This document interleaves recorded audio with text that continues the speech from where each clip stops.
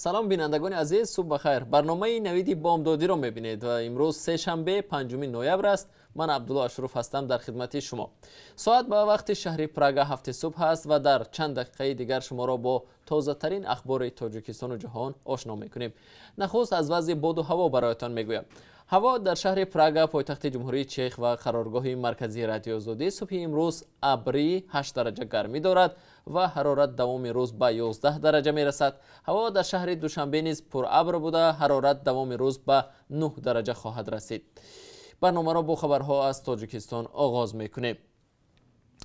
رئیس جمهوری تاجیکستان روز 4 نوامبر به اروپا سفر کرد. دفتر مطبوعات پرزیدنت گفت امامعلی رحمان با سفر رسمی اول به شویتزاریا و سپس به فرانسه می رود. جزئیات برنامه سفر معلوم نیست. پرزیدنت امامعلی رحمان در این سفر یاورش در امور روابط خارجی، وزیران اقتصاد و مالیه، انرژتیک و ذخیره‌های آب و صنعت، رئیسان کمیته سرمایه‌گذاری، رشد سیاحی و بانک ملی همراهی دارند. بار آخر پرزیدنت تاجیکستان سال 2016 هم به جمهوری چک و مجارستان، دو کشور عضو اتحاد اروپا، رفته بود. آن زمان در آستانه ملاقات امامعلی رحمان با پرزیدنت میلوش زمن، گروهی از مخالفان تاجیک در نزد کاخ رئیس جمهوری چک تظاهرات و قبول او در یک کشور اروپایی را تنقید کرده بودند. در کشورهای اروپایی در 4 سال گذشته صدها شهروند تاجیکستان به دلیل به گفته آنها سیاسی پناهجو شدند. هفته گذشته در ملاقات با چند عضو پارلمان اروپا، رئیس جمهوری تاجیکستان اتحاد اروپا را از شریکان مهمی دوشنبه خواند. اتحاد اروپا تابستان امسال استراتژی نوی خود را برای آسیای مرکزی قبول کرد که کمک‌ها به تاجیکستان را نیز در نظر دارد. اداره میلیسه شهر دوشنبه در دایره عملیات با نام کارد در پایتخت از دست جوانان 20 عدد سلاح سرد از جمله کارد، چاقو، کاستت و تبر را مصادره کرده است. دفتر مطبوعات میلیسه شهر دوشنبه روز 4 نوامبر در اظهارات خبر داد که کارمندان میلیسه پایتخت در 2 روز عملیات کارد در سنه‌های 1 و 2 نوامبر در کوچه و خیابان‌های پایتخت از خوانندگان و دانشجویان و جوانان 16 عدد کارد، 1 عدد تبر، 1 عدد کلتکی ریزنی، 1 عدد کاستت و 1 عدد نقاب و همگی 20 عدد اشیاءهای به صفت سلاح سرد استفاده شونده دریافت و مصادره نمودند. به گفته مقامات در میان آنهایی که از جیبشان سلاح سرد یافت شد، خوانندگان مکتب و از جمله دختران نیز هستند. به اطلاع دفتر مطبوعات پلیس شهر دوشنبه، کارمندان میلیسه از جمله هوسما ارنظروی 21 ساله زاده و استقامت کننده حصار را از مرکز دلخوشی ثمره پایتخت با یک چاقو بازداشت نمودند. عملیات کارد را میلیسه شهر دوشنبه در حال راهاندازی کرد که اخیراً حادثه های کاردزنی در میان خوانندگان مکتب و دانشجویان زیاد به نظر می رسد. ماه اکتبر در نتیجه کاردزنی 1 نفر دانشجوی دانشگاه تجارت تاجیکستان هلاک شد. در شهر اسفرای ولایت سوخت ملاقات نمایندگان کمیته های امنیت و خدمات مرزبانی تاجیکستان و قرقیزستان برگزار شد. در این باره کمیته امنیت ملی قرقیزستان خبر داد. هیئت‌ها را رئیسان کمیته های امنیتی تاجیکستان و قرقیزستان سیمومین یتیموف و آرازبک آپومبویف رهبری کردند. موضوع محوری واخوری تامین امنیت در منطقه های مرزی دو کشور بود. همچنین تقویت همکاری های بین اداروی در مبارزه با تروریسم و اکستریمیسم نیز بررسی شده است. افزوده است منبع. جانب‌ها به سازش رسیدند که همکاری‌ها در سمت تامین امنیت در منطقه‌های مرزی دو کشور و مبارزه‌های مشترک بر ضد سازمان‌های بین‌المللی تروریستی و افراطگرایی دینی باید تقویت بخشیده شود. همچنین قرار شده است که در فراهم کردن شرایط مساعد برای کار کمیسی‌های بین حکومتی دو کشور عاید به تعیین و علامتگذاری خط مرز دولتی مساعدت کرده شود. از اول سال روان تا به حال در مرز قرقیزستان و تاجیکستان 10 نزاع از جمله 4 نزاعی مرگاور به قید گرفته شده است. در حال حاضر 405 کیلومتر مرز مشترک دو کشور علامتگذاری نشده است.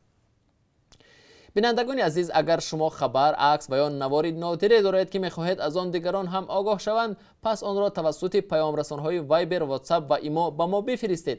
رقم تلفن ما +420 724 05 3959 است. یادآور می‌شویم که این تلفن تنها برای گرفتن پیام ها است. اگر شما خبر فرستادید، ما جزئیات آن را از شما پرسان می‌شویم. رو می‌رویم به خبرها از خارج تاجیکستان. نظامیان ترک خواهر بزرگ ابوبکر البغدادی رهبر کشته شده گروه تروریستی دولت اسلامی را بازداشت کردند.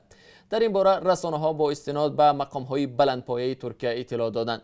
با اطلاع منابع رسمی عودی 65 ساله همراه خانواده‌اش در یک کانتینر بازداشت شد که در شهر عوضی ولایت حلب سوریه در آنجا زندگی میکرد. همراه با او 5 کودک و شوهر و کلینش نیز دستگیر شدند.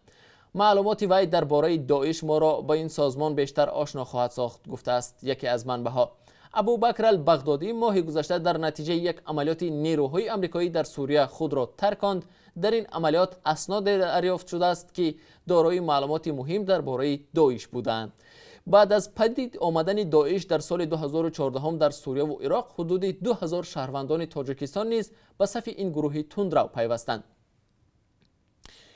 وزارت مالیه آمریکا روز دوشنبه 4 نوامبر همزمان با 40مین سالگرد اشغال سفارت آمریکا در تهران 9 شخص نزدیک به آیت الله خامنه‌ای رهبر جمهوری اسلامی و همچنین ستاد کل نیروهای مسلح ایران را تحریم کرد. عباس موسوی سخنگوی وزارت امور خارجه ایران این تحریم ها را بی‌فایده و نشانه ناتوانی آمریکا دانست. مجتبی خامنه‌ای فرزند رهبر ایران محمد محمدی گلپایگانی رئیس دفتر و وحید حقانیان معاون امور ویژه خانواده رهبری در فهرست نوی تحریم‌های آمریکا قرار گرفتند. ابراهیم رئیسی رئیس دادگاه عالی علی اکبر ولایتی مشاور امور بین‌المللی رهبری جمهوری اسلامی و غلام علی حداد مشاور رهبر ایران از دیگر افرادی هستند که از سوی آمریکا تحریم شدند. آمریکا همچنان محمد حسین باقری رئیس ستاد کل نیروهای مسلح ایران، غلام علی رشید فرمانده قرارگاه نظامی خاتم الانبیا و حسین دهقان وزیر پیشین دفاع و مشاور نظامی رهبری جمهوری اسلامی را تحریم کرده است. وزارت مالیه آمریکا در بیانیه گفته است که تحریم‌های نو توانایی رهبری جمهوری اسلامی را برای پیشبرد کار ترور و سرکوب ضعیف می‌کند. این بیانیه میگوید وزارت مالیه امروز مقام‌های غیر انتخابی را هدف قرار می‌دهد که در اطراف آیت الله خامنه‌ای حلقه زدند و سیاست‌های بی‌ثبات کننده وی را اجرا می‌کنند. وزارت مالیه آمریکا میگوید این افراد در برخی از فعالیت‌های ویرانکارانه رژیم از جمله بمبگذاری در مجمع نیروهای بحری آمریکا در بیروت در سال 1983 و همچنین شکنجه و کشتار غیرقانونی و سرکوب مردم دست داشتند. بر اساس این بیانیه دارایی‌های افراد تحریم شده در خاک آمریکا مصادره خواهد شد و افراد و شرکت‌های آمریکایی از هر گونه معامله با آنها منع شدند. وزارت مالیه آمریکا سبب تحریم علی اکبر ولایتی سابق وزیر امور خارجه و مشاور امور بین‌المللی رهبر جمهوری اسلامی ایران را دست داشتن وی در ترکیش بینایی انجمن همیاری اسرائیل و آرژانتین عنوان کرده است. یک گزارش سازمان خانه آزادی قزاقستان، سودان و چند کشور دیگر را در روی خط پایمال کنندگان اشدی آزادی اینترنت جای داده است. مؤلفان گزارش همچنان تاکید کردند که حکومت‌ها هرچه بیشتر شبکه‌های اجتماعی را برای نظارت شهروندان و پیش بردن برنامه‌هایشان در انتخابات استفاده می‌برند. در گزارش سالانه خانه آزادی که امروز 5 نوامبر نشر شد گفته می شود که رهبران به اصطلاح پاپولیست سعی دارند توسط اینترنت سیاست داخلی کشورهایشان را تغییر دهند. مایک ابراموویچ رئیس خانه آزادی میگوید بسیاری از حکومت‌های عالم بر این عقیده‌اند که تغییرات بهتر از سنزور است. از بین 30 کشور مورد تحقیق سازمان سال گذشته در 26 مملکت انتخابات دایر شده در آن حادثه‌های استفاده خبرهای بر دروغ جای داشته است. همچنان از بین 65 کشور تحقیق شده در 40 کشور سیستم‌های نظارت شبکه‌های اجتماعی نصب شده است. سازمان خاطر نشان کرده است که نورسلطان نظربایف در یک انتخابات سرشار از اعتراض وارثش را به کرسی رئیس جمهوری قزاقستان شناند. چند ساعت بعد از کشتن 4 تظاهرگر در نزد کنسولگری ایران در شهر کربلا، نیروهای امنیتی در عراق به سمت تظاهرگران ضد دولتی در بغداد تیر انداختند. به گفته شاهدان عینی و مقامات امنیتی در نتیجه تیراندازی در نزد کارگاه‌های تلویزیون‌های دولتی 12 نفر مجروح شدند. بار اول نیست که در روزهای گذشته تظاهرات ضد دولتی به خونریزی می‌کشد. تظاهرگران حکومت را به فسادگرایی و قومگرایی متهم می‌کنند. بعد شروع دیگر باره تظاهرات در روز 24 اکتبر بار اول است که ماموران امنیتی عراق برای پراکنده کردن تظاهرگران از اسلحه استفاده می‌برند. در تظاهرات پیشینه مقامات انتظامی را به استفاده نیروهای بیش از حد متهم کردند. روز 4 نوامبر تظاهرگران در کربلا به کنسولگری ایران حمله کرده و به سمت آن بمب‌های خودساز انداختند. آنها با تنقید مقامات عراقی ایران را هم به مداخله به امور کشورشان متهم کردند. کمیسیون عالی حقوق انسان عراق گزارش داد که در نتیجه برخورد تظاهرگران و ماموران پلیس در روز 4 نوامبر 4 نفر کشته و 12 تن دیگر مجروح شدند. بینندگان عزیز، در پایان این نشر خبر با درخواست شما همچنان نظر داشتیم به قرب ارز خارجی در تاجیکستان. طبق قرب اسعاری که بانک ملی تاجیکستان امروز تعیین کرده است، $1 9 سومانی و 68 درم، 1 یورو 10 سومانی و 82 درم و 1000 روبل روسی 152 سومانی ارزش دارد. اینجا رسیدیم به پایان این نشر نوید بامدادی. برنامه‌های نو و جالب ما دوام روز تقدیم شما می‌شوند. ما را همراهی کنید.